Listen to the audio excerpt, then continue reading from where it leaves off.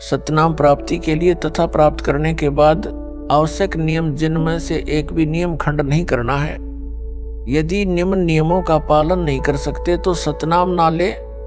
उपदेश प्राप्त पुण्यात्माएं परमात्मा के मार्ग पर चलती हैं, वह परमात्मा प्राप्ति के लिए यात्रा प्रारंभ करती हैं। यात्री बहुत ही कम सामान लेकर यात्रा करता है, अधिक भार उठाकर यात्रा करना संभव नहीं होता।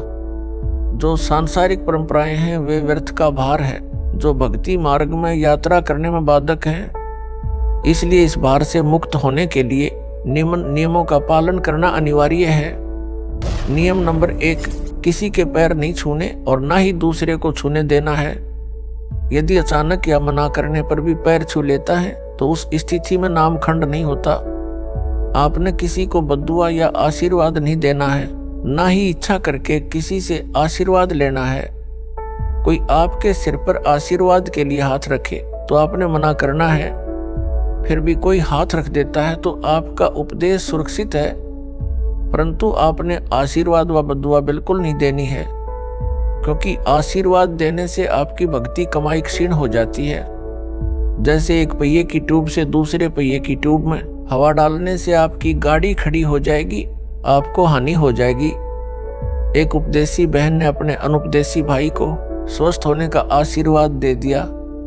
भाई तो स्वस्थ हो गया, परंतु बहन इतनी अस्वस्थ हुई कि 1 महीना अस्पताल में रही।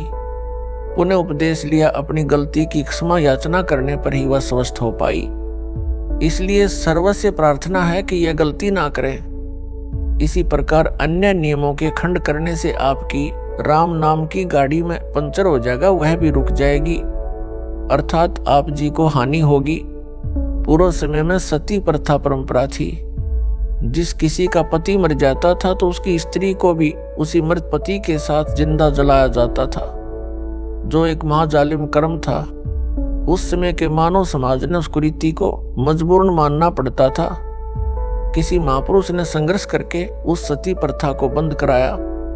समाज के रूढ़िवादी व्यक्तियों ने बहुत विरोध भी किया, परंतु प्रयत्न सफल हुआ तो आज सर्व बहनें सुखी हैं। इसी प्रकार ये सर्व परंपराएं जानो जो मानव समाज पर भार हैं, इनको समाप्त करने से ही भार मुक्त हो सकेंगे तथा भक्ति मार्ग पर आसानी से चल सकेंगे। नियम नंबर 2, टीवी, कंप्यूटर तथा मोबाइल में फिल्म, सीरियल, मैच, कार्टून देखना तथा मोबाइल में वीडियो गेम आदि नहीं खेलना है। नियम नंबर 3, किसी को दान बिना सिला कपड़ा, सीधा आदि नहीं देना है, ना ही किसी धार्मिक स्थल, मंदिर मंडी के लिए पैसे देने हैं और ना ही उनके किसी भंडारे में जाना है। जैसे धर्मशाला गली पक्की करने, कुआं तथा तालाब की खुदाई, खेतों के साजले, नाले की खुदाई तथा अन्य इसी प्रकार के सामूहिक सामाजिक कार्यों के लिए पैसे दे सकते हैं। नियम नंबर 4, अनुपदेशी बहन के घर शादी में यदि जाना पड़ता है तो बात भर सकते हैं, लेकिन पटड़े पर नहीं चढ़ना है। माथे पर तिलक ना लगाना है और ना ही लगवाना है, ना ही आरती करवानी है। यदि दोनों पक्ष उपदेशी है तो बात भी नहीं भरना है, ये सदा के लिए समाप्त करना है। गले में माला नहीं डलवानी है और ना ही डालनी है, और ना ही किसी की झोली में पैसे डालने या लेने हैं। यदि दोनों पक्ष उपदेशी हैं तो विवाह केवल असुर निकंदन रमणी करके साधारण विधि से करना है। नियम नंबर 5, कोई त्योहार, जागरण, मुंडन, धार्मिक अनुष्ठान, जन्मदिन, छठी आदि नहीं मनाना है, ना ही उसमें जाना व सहयोग करना है। नियम नंबर 6, किसी को good morning, good afternoon, good evening, good night आदि शब्द नहीं बोलने हैं। यदि कोई बोलता है तो उसे समय अनुसार केवल morning morning, evening evening, afternoon व नाइट नाइट 2-2 बार बोलते हैं, या good morning, good afternoon, good evening, good night बोल सकते हैं। नियम number 7, happy birthday, happy new year तथा गुड बाय आदि शब्द नहीं बोलने हैं। यदि कोई आपसे बोलता है तो उसे धन्यवाद या थैंक यू बोल दें। नियम नंबर 8, सिखों को छोड़कर संत बाबा रूप में दाढ़ी ना हो। नियम नंबर 9, बहनों ने नेल पॉलिश और लिपस्टिक नहीं लगानी है। नियम नंबर 10, परफ्यूम तथा सेंट आदि नहीं लगाना है। नियम नंबर 11, विवाहित बहनें केवल सिंदूर या बिंदी में से एक चीज लगा सकती हैं। नियम नंबर 12, किसी अनुपदेशी का जूठा नहीं खाना है। यदि अनजाने में खाया है तो क्षमा होता है। भविष्य में ध्यान रखे, दूध के साथ गुड़ का सेवन नहीं करना है। नियम नंबर 13, हाथों पर मेहंदी नहीं लगानी है। किसी बीमारी के कारण लगा सकते हैं। हाथों में मेहंदी लगाने से नामखंड होता है। सिर यानी बालों में रंग काली मेहंदी या डाई नहीं लगानी है। विशेष परिस्थितियों में बालों में केवल आयुर्वेदिक मेहंदी लगा सकते हैं, लेकिन कोई केमिकल युक्त मेहंदी प्रयोग नहीं करनी है। नियम नंबर 14, शादी में जाते हैं तो सगुनवार फेरी मुंह दिखाई पर पैसे नहीं देने हैं। विदाई के समय घर में नारियल नहीं फोड़ना है। कन्या विदाई के समय गाड़ी पर पानी डालना या शगुन के लिए धक्का लगाना अर्थात शगुन करना मना है। नियम नंबर 15, किसी को किसी भी अवसर पर गिफ्ट देना मना है। अगर कोई गिफ्ट दे तो कोशिश करनी है ना लो। अगर कोई पीछे से रख जाए या डाक या कोरियर द्वारा भेजे तो उसको रख ले। उनके उपलक्ष्य में कुछ रुपए दान आश्रम में कर दे। नियम नंबर 16, परिवार में किसी के भी शादी हो तो परिवार के अन्य सदस्यों के लिए कपड़े आदि नहीं देने व नहीं लेने हैं। नियम नंबर 17, कन्यादान रूप में कपड़े गहने आदि नहीं देने हैं। रुपए भी इसी के बदले में देने हैं कि आपने वहां खाना खाया है। बहन के घर जाते हैं तो पैसे नहीं देने हैं, क्योंकि बहन भाई का किसी ने नहीं बांटा है। बहन अलग नहीं है, वह भी आपकी अपनी है और अपनों को पैसे नहीं देते हैं। बहन का घर कोई होटल नहीं है। यदि धन दे दिया तो आपकी बहन पर आपका ऋण हो जाएगा तथा संस्कार जुड़ जाएंगे, क्योंकि हम संस्कारवश ही यहाँ काल जाल में रह जाते हैं। यदि बहन बुआ जी आदि उपदेशी हैं तो उनको चाहिए कि वह पैसा रुपए कपड़ा आभूषण कदापि ना लें।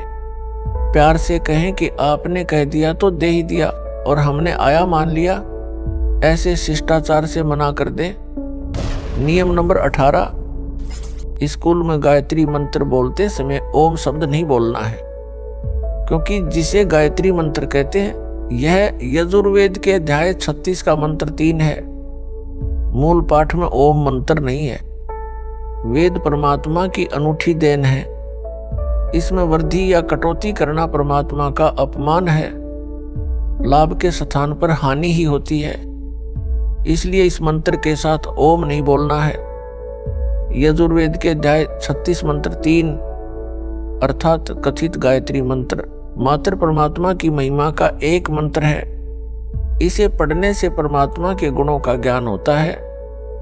जैसे बिजली की महिमा कहीं लिखी हो, उसको कविता बनाकर गाते रहने से बिजली के गुणों का ज्ञान तो होता है, परंतु बिजली का लाभ नहीं मिल सकता। लाभ तो बिजली का कनेक्शन लेने से ही मिलेगा। इसी प्रकार यजुर्वेद अध्याय 36 मंत्र 3 जिसको गायत्री मंत्र बताकर जाप करने को कहते हैं वह व्यर्थ है, क्योंकि यह मंत्र तो परमात्मा की महिमा का ज्ञान कराता है, परमेश्वर के गुणों अर्थात लाभ को बताता है। वह लाभ अधिकारी संत से सतनाम व सारनाम की दीक्षा प्राप्त करके अर्थात कनेक्शन लेकर ही प्राप्त हो सकते हैं। यजुर्वेद अध्याय 36 मंत्र 3 अर्थात गायत्री मंत्र की आवृत्ति करने से नहीं। फिर भी कोई अज्ञानी व्यक्ति विद्यार्थियों को विवश करे तो ओम शब्द का उच्चारण ना करें, केवल गायत्री मंत्र का भूर्भुव स्वा से ही उच्चारण प्रारंभ करें। ओम एक अक्षर को ना लगाए। अध्यापकों को चाहिए कि यजुर्वेद अध्याय 36 मंत्र 3 की अपेक्षा संत गरीबदास जी महाराज की वाणी से मंगलाचरण विद्यार्थियों से बुलाएं।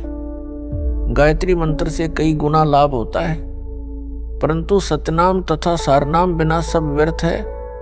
नियम नंबर 19, मुर्दे के अंतिम संस्कार में लकड़ी डाल सकते हैं, कंधे पर या अन्य साधन द्वारा सबको ले जा सकते हैं। नियम नंबर 20, मुर्दे पर एक से अधिक कफन नहीं डालना है।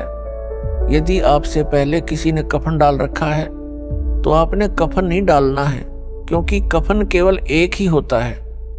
अगर पहले कफन डाल रखा है फिर किसी ने एक से ज्यादा कफन डाला है तो नाम खंड होता है। नियम नंबर 21, शादी में खाना खा सकते हैं, यह मानकर पैसे दे सकते हैं कि आपने यहाँ भोजन खाया है। नियम नंबर 22, यदि दोनों पक्ष उपदेशी हैं तो पीलिया देना, छूछक देना बंद करना है। एक पक्ष अनुपदेशी है तो केवल 2-2 जोड़ी कपड़े केवल जच्चा व बच्चे के देने हैं। नियम नंबर 23, नौकरी पर ऑफिस में जब कोई रिटायर होता है तो ऑफिस में सभी आपस में पैसे इकट्ठे करके उसे गिफ्ट तथा पार्टी देते हैं। ऐसा कर सकते हैं, इसमें थोड़ा बहुत दे सकते हैं, लेकिन उपदेशी ने कतई नहीं लेना है। नियम नंबर 24, घर में जब बहन आती है तो उसे कपड़े व पैसे नहीं देने हैं। अगर बहन या बेटी अनुपदेशी है तो बहुत कम 1 या 2 जोड़ी कपड़े दे सकते हैं। बच्चों के लिए खाने पीने का सामान दे सकते हैं, और अगर जब बहन के घर जाते हैं तो साथ में बच्चों के लिए फल, मिठाई आदि ले जा सकते हैं। नियम नंबर 25, स्कूल में विदाई पार्टी के समय बच्चे पैसे दे सकते हैं। नियम नंबर 26, यदि गौशाला की कमेटी रजिस्टर्ड है तो रुपए दे सकते हैं, यदि रजिस्टर्ड नहीं है तो चारा आदि दे सकते हैं। नियम नंबर 27, शादी की मिठाई कोई घर में लेकर आए तो और कुछ शादी के नाम के कार्ड के साथ मिठाई लाते हैं तो हृदय से मना करें। फिर भी कोई रख जाए तो खा सकते हैं, उसके बदले में कुछ रुपये आश्रम में दान कर दें, आप पर भार नहीं रहेगा। उपदेशी भगत ने समाज में किसी के विवाह में भी भोजन खा रखा है, उसके लिए विवाह के दिन से कुछ दिन बाद मिठाई व भोजन करवा सकते हैं। यह छूट केवल एक बार है, आगे से विवाह में मिठाई बनाने की परंपरा बंद है, सामान्य भोजन बनाएं। नियम नंबर 28, भगत भाई आपस में उधार सामान एक दूसरे से ले सकते हैं, और अगर आपस में एक दूसरे के घर आते जाते हैं तो बच्चों के लिए खाने पीने का सामान ले जा सकते हैं। नियम नंबर 29, भाई या बहन की आर्थिक स्थिति कमजोर हो तो आर्थिक या अन्य मदद उधार रूप में कर सकते हैं। बहन को चाहिए कि उस पैसे को लौटाए जिससे उस पर भार नहीं बनेगा। यदि बहन या भाई धन लौटाने में असमर्थ है तो भाई कभी बहन पर तथा बहन भाई पर पैसे लौटाने का दबाव ना बनाए। नियम नंबर 30, लड़की की शादी में माता पिता अपनी लड़की को 4 जोड़ी कपड़े दे सकते हैं, पैसे नहीं। अगर लड़के की शादी में लड़की वाले बगैर नाम वाले हैं और वो अगर जबरदस्ती अपनी लड़की को कुछ देना चाहे तो इसी प्रकार लड़की की शादी में लड़के वाले अनुपदेशी कुछ मांग करें तो स्पष्ट मना कर दें, बिल्कुल नहीं लेना देना है। नियम नंबर 31, जिन लड़कियों का विवाह होता है वे जिन कपड़ों को पहनकर विवाह मंडप अर्थात रमणी में बैठे उन्हीं कपड़ों में अपनी ससुराल जाएं। अन्य पोशाक न बदलें, किन्हीं परिस्थितियों में बदलनी पड़े, जैसे मिट्टी लग जाए, गीली हो जाए या अन्य कारण से खराब हो जाए तो बदल सकते हैं, अन्यथा नहीं। सुनने में आया है कि कुछ बहनें रमणी में विवाह के समय सामान्य पोशाक पहनती हैं, बाद में तड़क भड़क वाली पोशाक पहनकर ससुराल जाती हैं। वह मर्यादा के विरुद्ध है। विवाह के समय जैसी भी नई या पुरानी पोशाक पहन रखी है उसी को पहनकर ससुराल जाए। अन्य या उपरोक्त परिस्थितियों में पोशाक बदली जा सकती है। नियम नंबर 32, आपके द्वार पर कोई भिक्षुक आता या कहीं बाजार में आपसे कोई भिक्षा मांगता है तो उसे पैसे ना दें, खाना खिला दें। यदि उसको वस्त्र की आवश्यकता है तो वस्त्र बिना सिला ना दें, पुराना या नया सिला हुआ कपड़ा दें। कंबल चादर भी पुराना दें, नहीं तो अधिकतर भिक्षुक शराबी कबाबी हैं, नए कपड़ों को बेचकर शराब आदि नशीली वस्तुओं का प्रयोग करते हैं। वह दोष दान करने वाले को भी लगेगा। एक श्रद्धालु ने कहा कि ये अच्छा सा नहीं लगता कि भिक्षुक को रुपए ना दें, आत्मा नहीं मानती। उसके लिए उत्तर तथा एक उदाहरण यह है कि एक भद्र पुरुष ने एक भिखारी को 100 रुपए की भिक्षा दे दी। पहले वह भिक्षुक पाव शराब पीता था, अपनी पत्नी व परिवार को परेशान करता था। उस दिन 100 रुपये प्राप्त होने के कारण उस भिखारी ने आधा बोतल शराब पी ली। शराब के नशे में अपनी पत्नी को पीट डाला। उस भिखारी की पत्नी ने बच्चों समेत आत्महत्या कर ली। उस जेंटलमैन के 100 रुपये के दान ने एक परिवार को उजाड़ दिया। इसका दोष दानकर्ता को है। गीता में लिखा है कि कुपात्र को किया दान लाभ के स्थान पर हानि करता है। कबीर परमेश्वर जी कहते हैं, गुरु बिन माला फेरते, गुरु बिन देते दान, गुरु बिन दोनों निष्फल हैं, पूछो वेद पुराण। नियम नंबर 33। किसी भी नियम के खंडित हो जाने पर आपको परमेश्वर से मिलने वाला लाभ बंद हो जाएगा। जैसे बिजली का कनेक्शन कट जाने पर सर्व लाभ बंद हो जाते हैं, जो कार्य बिजली से होने थे वे रुक जाते हैं। इसी प्रकार परमात्मा की शक्ति से जो आपको तथा आपके परिवार को लाभ मिलना था वह रुक जाता है। एक बहन ने बताया कि उसके पति ने दीक्षा भी ले रखी है, किसी भी नियम का पालन नहीं करता। इसी प्रकार एक भगत ने अपनी पत्नी की शिकायत की। उसके विषय में यह जाने कि उनका नाम खंडित हो चुका है। ऐसे व्यक्तियों का कोई भयंकर पाप कर्म है। नाम खंडित होने पर वह पाप कर्म अपना प्रभाव करके हानि करेगा। जब तक मर्यादा में रहकर भक्ति करते हैं तो वह पाप कर्म हानि नहीं कर सकता। एक बहन ने ऐसे ही नाम खंडित कर रखा था। कुछ वर्षों के पश्चात उसकी जीभ में कैंसर का रोग हो गया। उस बहन से पूछा कि क्या अब आपको टीवी देखना, लिपस्टिक लगाना अच्छा लगता है? उसने रोते हुए कहा, नहीं। इसी प्रकार परिवार व शरीर में हानि से बचने के लिए तथा परमात्मा से लाभ प्राप्त करके मोक्ष प्राप्ति के लिए मर्यादा में रहें, अन्यथा पाप कर्म आपको क्षति कर देगा। इसलिए सर्व पुण्यात्माओं से पुनः निवेदन है कि सर्व नियमों का विधिवत पालन करके मानव जीवन को सफल बनाए तथा पूर्ण मोक्ष प्राप्त करके सदा सुखी बने, सतलोक में निवास करें। जो विद्यार्थी शिक्षा समय में मौज मस्ती करते हैं वे शिक्षा से वंचित रह जाते हैं, आजीवन कष्ट उठाते हैं। जो शिक्षा के समय में मौज मस्ती ना करके लगन से शिक्षा पूरी कर जाते हैं तो उनको विद्यालय में किए प्रयत्न का फल बाहर क्षेत्र में नौकरी द्वारा प्राप्त होता है। इसी प्रकार सर्व मानव परमात्मा प्राप्ति के विद्यालय में विद्यार्थी भगत हैं। जो भगत मौज मस्ती करते हैं, भक्ति तथा नियमों का पालन ना करके अन्य प्राणियों के शरीरों में घोर कष्ट उठाएंगे। जो लगन के साथ मर्यादा में रहकर परमेश्वर कबीर जी की भक्ति साधना मुझ रामपाल दास से प्राप्त करके आजीवन करते रहेंगे, उनको सतलोक में सर्व सुविधाएं प्राप्त होगी। वहां वृद्ध अवस्था नहीं है, मृत्यु भी नहीं होती। ऐसा ही जीवन है, नर नारी व परिवार है, वह कभी मृत्यु को प्राप्त नहीं होता। इसलिए सत्य भक्ति करके अपना जीवन सफल बनाएं। जिस सत्य भक्ति से आपको यहाँ भी सर्व आवश्यक सुख सुविधाएं प्राप्त होंगी तथा पूर्ण मोक्ष भी मिलेगा। विशेष छूट। समाज में स्थान बनाने के लिए विशेष छूट दी जाती है।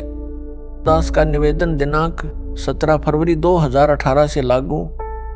पहला, लड़की की बिना नाम वाले परिवार में शादी होती है और ससुराल वाले आन उपासना के लिए मजबूर करते हैं। जैसे उनके देवी देव धाम पर उनके साथ जाने के लिए, वहां पर धोख लगाने के लिए कहते हैं तो उपदेशी बेटी उनके साथ सैर सपाटा जानकर चली जाए।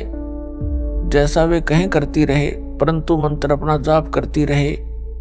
यदि वहां कोई तिलक लगाता है तो लगवा ले, तुरंत उतार दे।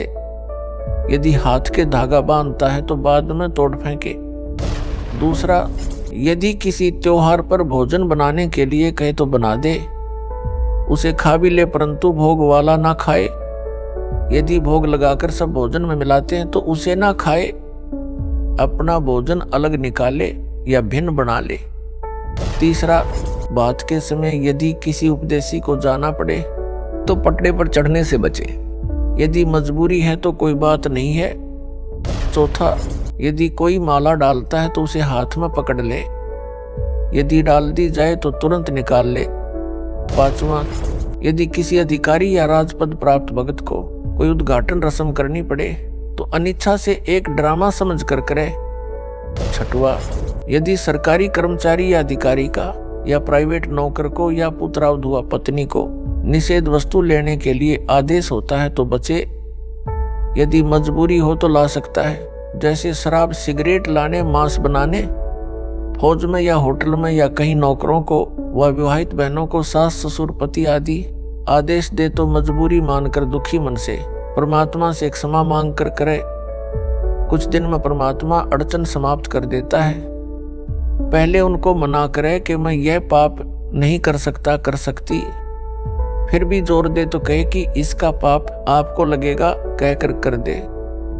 7वां, यदि सैनिक या सिपाही को गोली मारने का आदेश होता है तो मना ना करे, क्योंकि वह दोष आदेश करने वाले को लगता है। उसकी नौकरी यही है। रण में शहीद हुए सैनिक व सिपाही को स्वर्ग प्राप्ति होती है। 8वां, विशेष परिस्थिति में बालों में रंग कर सकते हैं, हर्बल वाला यानी आयुर्वेद वाला। 9वां, कई बेटियों बहनों को बिगड़ी परिस्थितियों में कार्यालय में लिपस्टिक लगाने के लिए मजबूर किया जाता है। उनके लिए छूट दी जाती है कि कार्यालय में जाने से पहले लगा ले तथा छुट्टी के बाद तुरंत उतार दे। कोशिश करे ना लगाए तो अच्छा। यह स्वास्थ्य के लिए भी हानिकारक है। प्रचार प्रसार समिति, सतलोक आश्रम, चंडीगढ़ रोड, बरवाला जिला, हिसार, हरियाणा, भारत।